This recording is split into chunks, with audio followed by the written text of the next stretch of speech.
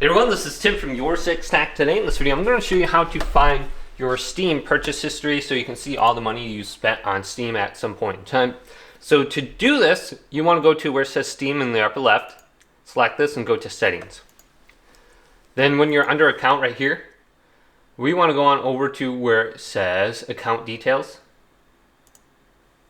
And then we're going to be under the Store. Otherwise, you can just click Store right here. And you can see your current wallet balance. And then you can go to where it says View Purchase History. And then you should be able to see the wallet change balance right here, the type, or the date over here. Now, my account doesn't have anything because I just made this account and I haven't bought any games on it.